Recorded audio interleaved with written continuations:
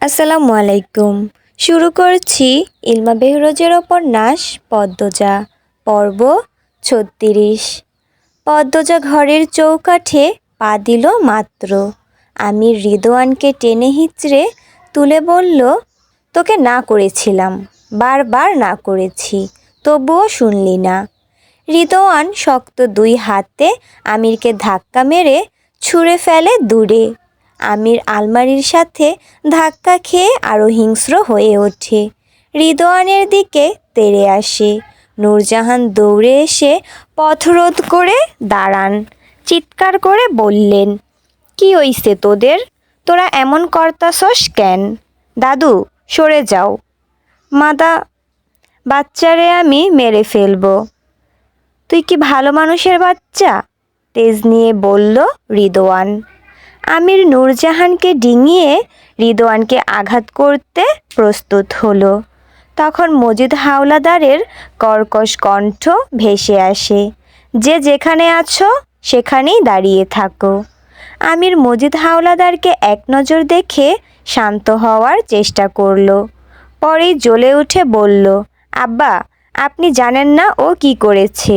পদ্মজা গোসল করছিল, ও লুকিয়ে লুকিয়ে দেখছিল। আমিরের কণ্ঠ থেকে যেন অগ্নি ঝরছে। ফরিনা, আমিনা, রানীসহ হাওলাদার বাড়িতে কাজ করা দুজন মহিলা ছিছি করে উঠল। রিদোয়ান সাবধানে প্রশ্ন করল, তোর কাছে কি প্রমাণ আছে? প্রমাণ লাগবে? আমি জানি এটা তুই ছিলি। বিয়ের রাতেও তুই পদ্মজার কাছে গিয়েছিলি। অপবাদ দিবি না। তুই ভালো করেই জানিস আমি অপবাদ দিচ্ছি না।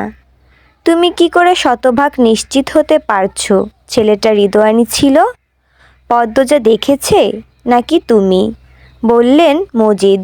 আব্বা, কেউ দেখেনি, কিন্তু আমি নিশ্চিত ওই চরিত্রহীনটা রিদু, কারণ আমার আগে থেকে ও পদ্মজাকে পছন্দ করত। পদ্মজা বিস্ময়ে তাকালো। কি হচ্ছে? কি সব শুনছে? ফরিনার দুই ঠোঁট হা হয়ে গেল, মুখে হাত দিয়ে অবাক হয়ে তাকিয়ে থাকেন। আমিনা বললেন, আপা, আমি আগেই কইছিলাম এই সেরি বিনাশিনী, এই সেরির রূপ আগুনের লাকান। এই সেরির জন্যে এখন বাড়ির স্যারাদের ভেজাল হইতাছে। আমির আমিনার কথা শুনেও না শোনার ভান করল। মজিদকে বলল, আব্বা, আপনি এর বিচার করবেন না, আমি ওরে মেরে ফেলবো। আর আম্মা, এরপরও বলবা এই বাড়িতে রেখে যেতে পদ্মজাকে? আমাকে তো ফিরতেই হবে ঢাকা। পদ্মজাকে রেখে আমি কিছুতেই যাব না। মনে রেখো আব্বা, তুমি এ কথাটা মনে রেখো। আমি তোমার ব্যবসায় আর নেই যদি পদ্মজা আমার সাথে ঢাকায় না যায়। তুমি যেখানে যাবা তোমার বউ তো সেখানেই যাবে। বউ রেখে যাবা কেন? আর রিদোয়ান, তুমি আমার সাথে আসো, তোমার সাথে আমার বোঝাপড়া আছে। মজিদ হাওলাদার বেরিয়ে যান।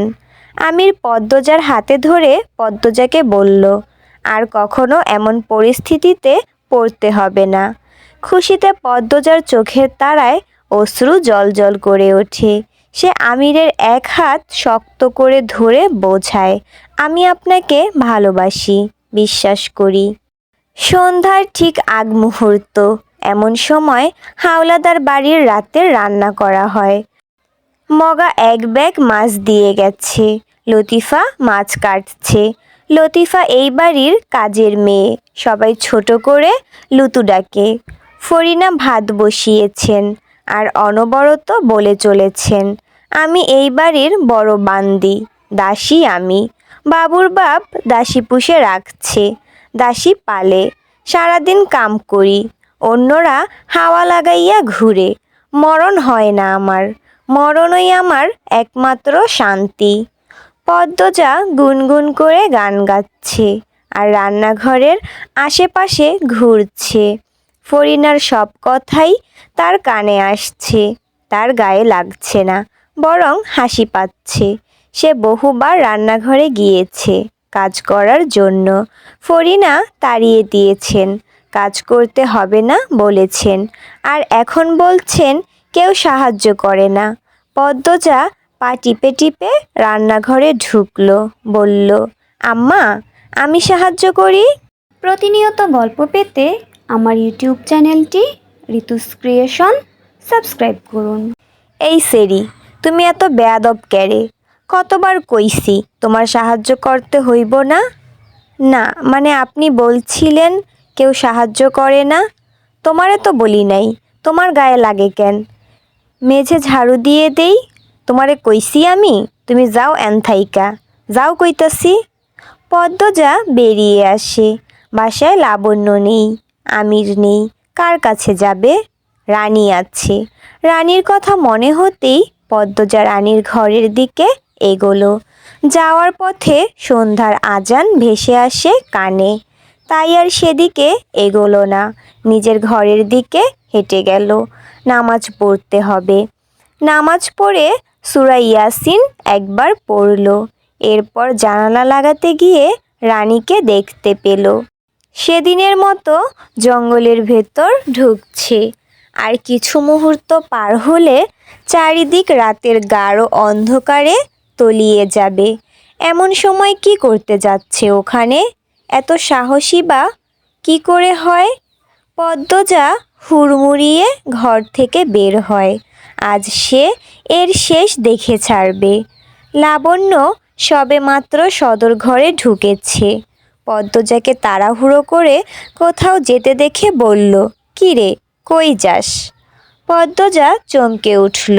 এরপর বলল, এই তো এইখানেই। কই ছিলি? আচ্ছা, পরে কথা বলবো, আসি এখন। লাবণ্য ঠোঁট উল্টে পদ্মজার যাওয়ার পানে তাকিয়ে থাকে। এরপর মনে মনে ভেবে নিল, 2 তলা থেকে হয়তো দেখেছে দাভাই আসছে, তাই এগিয়ে আনতে যাচ্ছে। সে নিজ ঘরের দিকে চলে গেল। পদ্মজা কখনো বাড়ির পিছনের দিকে যায়নি, এই প্রথম যাচ্ছে। বাড়ির ডান পাশে বিশাল পুকুর, কালো জল, অথচ বাড়ির সামনের পুকুরের জল স্বচ্ছ।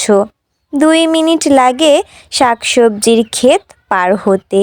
বাড়ির পিছনে এরকম শাকসবজির বাগান আছে সে জানতো না।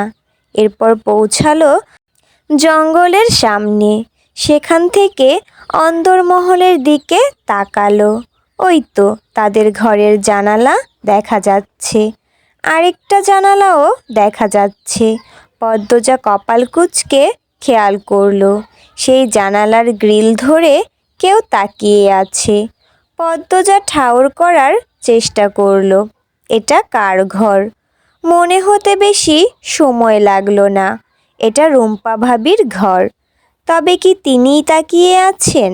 পদ্মজা আবার তাকালো। রুম্পা জানালার পর্দা সরিয়ে হাত নাড়ায়।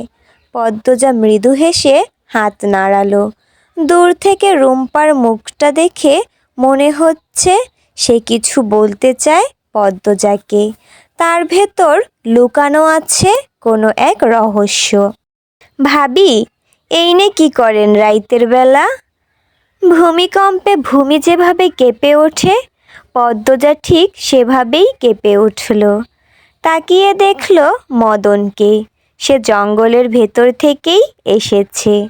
পদ্মজা আমতা আমতা করে বলল, হাঁটতে এসেছিলাম। এই রাইতের বেলা? বিকেল থেকেই, এখন ফিরে যাচ্ছিলাম। চলেন একসাথে যাই। জায়গাটা ভালা না ভাবি। আপনি হইছেন সুন্দরী মানুষ, জিন ভূতের আসর পর্ব। আপনি যান, আমি আসছি। আর কি করবেন এইখানে? পদ্মজা জঙ্গলের দিকে তাকালো। অদ্ভুত এক অনুভূতি হয়। সব জঙ্গল অযত্নে বেড়ে উঠলেও এই জঙ্গল যেন যত্নে বেড়ে ওঠা। সে অন্ধকারে খোঁজার চেষ্টা করলো রানীকে, পেল না।